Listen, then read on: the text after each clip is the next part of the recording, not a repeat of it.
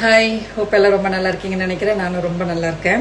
இந்த வீடியோ வந்து ரீசெண்டாக லாஸ்ட் சண்டே வந்து ஒரு இஷ்யூ ஆச்சுல்ல, இந்த ஜேம்ஸ் வசந்தன் மியூசிக் கம்போசர்.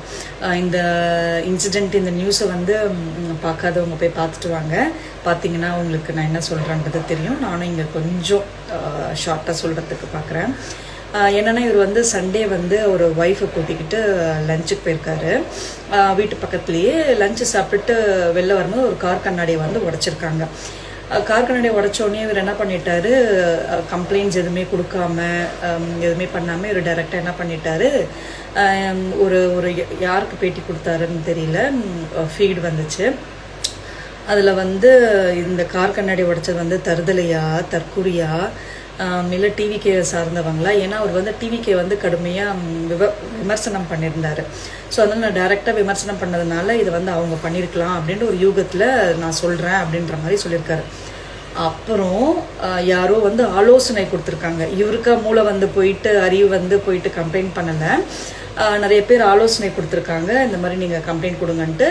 ஆலோசனை கொடுத்ததன் பேரில் இவர் வந்து போலீஸ் ஸ்டேஷனில் போய் கம்ப்ளைண்ட் பண்ணியிருக்காரு. கம்ப்ளைண்ட் பண்ணி விசாரிச்சதில் தெரியுது, இவர் வந்து என்ன பண்ணியிருக்கிறாரு சார், ஒரு வீட்டு வாசலில் காரை பார்க் பண்ணியிருக்காரு, போகிறதுக்கும் வரத்துக்கும் இடம் இல்லாமல். அந்த வீட்டோட ஓனர் ஒரு பாட்டியம்மா என்ன பண்ணிட்டாங்க, கார் கண்ணாடியை உடச்சிட்டாங்க.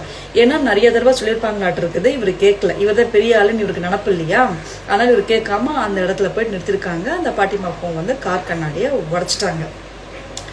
இது தெரியாமல் இவர் கம்ப்ளைண்ட் கொடுக்காம இவர் வந்து தருதலை, தற்கூரி, டிவிக்கு ஆளுங்க தான் உடச்சிட்டாங்க அப்படின்ட்டு பேசிட்டார். இப்போது யார் தருதலை, யார் தற்கூரி அப்படின்றது இந்த இந்த இன்சிடெண்ட்டை பார்த்தவங்களுக்கு தெரியும். அதுவும் இல்லாமல் இவர் என்ன சொல்லியிருக்காரு, எனக்கு வந்து இதை அக்செப்ட் பண்ணிக்கிறதுக்கே முடிய மாட்டேங்குது. அவர் என்ன சொல்கிறாருன்னா, கார் கண்ணாடி உடஞ்சிருச்சு, போலீஸில் வந்து அந்த ஸ்பாட்லேருந்து நான் போலீஸ்க்கு கம்ப்ளைண்ட் பண்ணால் போலீஸ் வரத்துக்கு 15-20 மினிட்ஸ் ஆகும், வெயிட் பண்ண முடியாது, கூட்டம் சேர்ந்துடும், அதனால் நான் வந்து வீட்டுக்கு போயிட்டேன். ஒரு 15 மினிட்ஸ் உங்களால் வெயிட் பண்ண முடியாதா? சரி, வெயிட் பண்ண முடியல, நீங்கள் அவ்வளோ பெரிய ஆள் நீங்கள் நினச்சிட்டு இருக்கீங்க. நேராக வீட்டுக்கு போனதுக்கு பதிலாக நீங்கள் டைரெக்டாக போலீஸ் ஸ்டேஷன் போயிருக்கலாமே கம்ப்ளைண்ட் கொடுக்க.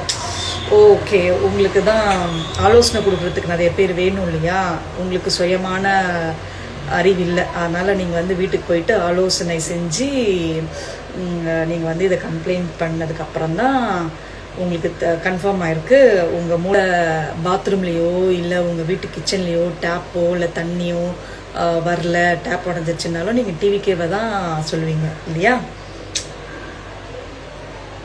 சொல்கிறதுக்கு ஒன்றும் இல்லை, பார்த்துக்குங்க.